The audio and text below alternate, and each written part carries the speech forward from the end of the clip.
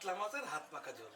আহা হা হা, কাতলা মাছের হাত পাকা ঝোল। এই হ্যালো বন্ধু, আসসালামু আলাইকুম। আমি chef Zahidi culinary art channel থেকে বলছি। আজকে আমরা আপনাদের সামনে নিয়ে এসেছি এমন একটি খাবার যে খাবারটা সমস্ত সারা রমজান মাসে সেহরিতে খাইতে পারবেন। আপনাদের স্বাস্থ্য, সুস্বাস্থ্য এবং সুস্বাদু খাবারকে খেয়াল রেখেই আমি এই খাবারটা আপনাদের সামনে নিয়ে এসেছি। সেই খাবারটা হলো হাত মাখা কাতলা মাছের ঝোল। মাত্র পাঁচটা ইনগ্রেডিয়েন্ট নিয়ে হাত মাখা কাতলা মাছের ঝোল।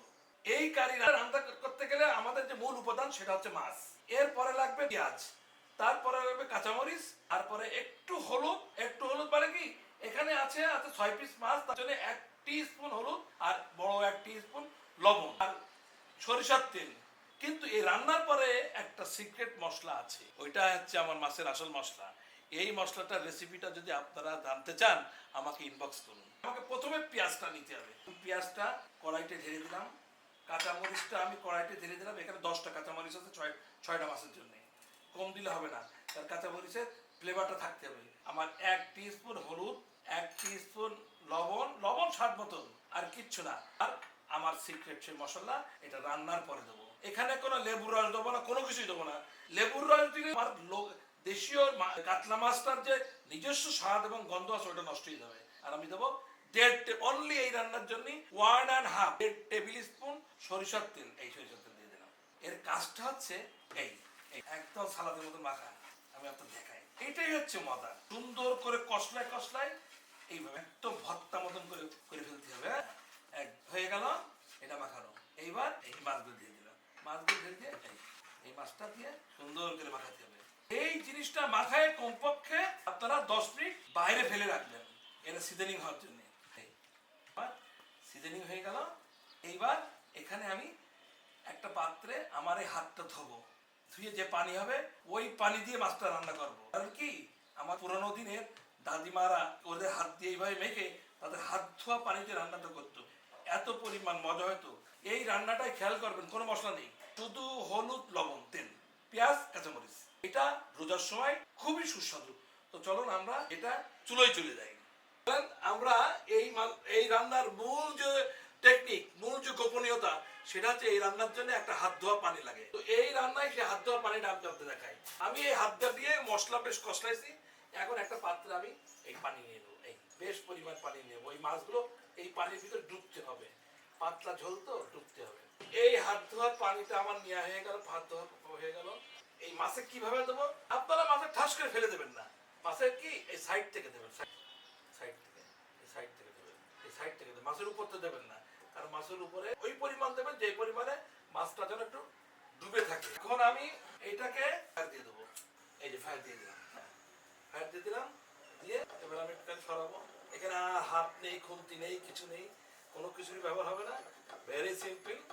এই ঝোলটাই হচ্ছে মাছের, এই ঝোলটাই হচ্ছে স্বাদ। মাছের যে জুসি আছে আর মশলা, এই দুটো সংমিশ্রণে যে স্বাদ তৈরি করবে, এটা অত্যন্ত হেলদি। এবং সমস্ত রোজার মাসে এই ধরনের খাবার আমি আপনাদেরকে আরো বেশি নিয়ে আসছি। এখন আমি এটা কভার করব, কভার করে রাখবো যতক্ষণ না ফোটে। ফুটলে কভারটা ছেড়ে দেবো। আর ফোটা হয়ে গেলে মাত্র 10 থেকে 12 মিনিট, 10 মিনিট এনাফ। 5 থেকে 7 মিনিটের মধ্যে হয়, কিন্তু অনেক বড় মাছ তো, এই জন্য 10 মিনিট আমি এটা বাবলিং করবো।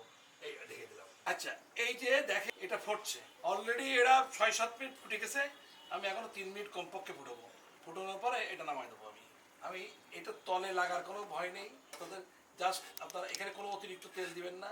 আর এখানে আপনারা রমজান মাসে অনেক কিছু দিতে পারেন, সব থেকে বেস্ট হচ্ছে বেগুন দিয়ে মাছটা কিরম পিকচার আসে। এই দেখেন, কাতলা মাছের পেটি দিয়ে সব থেকে ভালো হয় এই মাছটা। তারপরে গাদা মাছও হয়, কিন্তু সুস্বাদু হবে ম্যাচিউরড কাতলা মাছ। একটা টিপস দিই আপনাদেরকে, সবসময় মাছ যখন কিনবেন একটু ম্যাচিউরড কিনবেন। ম্যাচিউরড বলতে 2 কেজি ওজনের, তাহলে ওই মাছের স্বাদ আর ছোট দিয়ে 1 কেজি ওজনের মাছের স্বাদ কিন্তু এক না। এটা মনে রাখবেন আপনারা, কারণ এই মাছটাই বড় মাছ তো। এই মাছটা প্রত্যেকটা মাংস আর ভাজে চর্বি আছে, তেল আছে, মাছের তেল। আপনারা কি জানেন মাছের তেল হাড়ের জন্য উপকারী? অবশ্যই আপনারা যখন মাছের যদি কোনো তেল পাওয়া যায় মাছ থেকে, তেল ছড়াবেন, ওইটা সহ মাছ রান্না করবেন। ওইটা আপনাদের হাড়ের জন্য খুব উপকারী, ভীষণ হাড়ের সপক্ষে কাজ করে। কাতলা মাছের হাত পাকা ঝোল, আহা হা হা, কাতলা মাছের হাত পাকা ঝোল। এইটা কি একদম এরকম ঝোল হবে, রাত্রের বেলা খাবেন, মারাত্মক স্বাদ পাবেন। এই ছিল আমার কাতলা মাছের হাত মাখা ঝোল। তো কাতলা মাছের হাত মাখা ঝোল এ কিন্তু লেস অয়েলি ফুড, আর এইটা রমজান মাসের সেহরির জন্য বা আপনার আফটার আফটার ইফতারি যারা খাবেন তারা এই ধরনের খাবার খাবেন। এটার উপকারিতা কি জানেন? আপনার স্বাস্থ্যসম্মত এবং গ্যাস হবে না, পানি পিপাসা লাগবে না। কাতলা মাছ, কিন্তু মাছটা একটু বড় হতে হবে। আর এই রান্নার পরে আর যে সিক্রেট রেসিপি, সেই সিক্রেট রেসিপির যে মশলা, এই মশলা রান্নার সময় দেওয়া যাবে না। এই মশলাটা আমি দিয়ে দিলাম। এই মশলার রেসিপিটা আপনারা যদি নিতে চান অবশ্যই আমাকে ইনবক্সকে জানাবেন। ধন্যবাদ।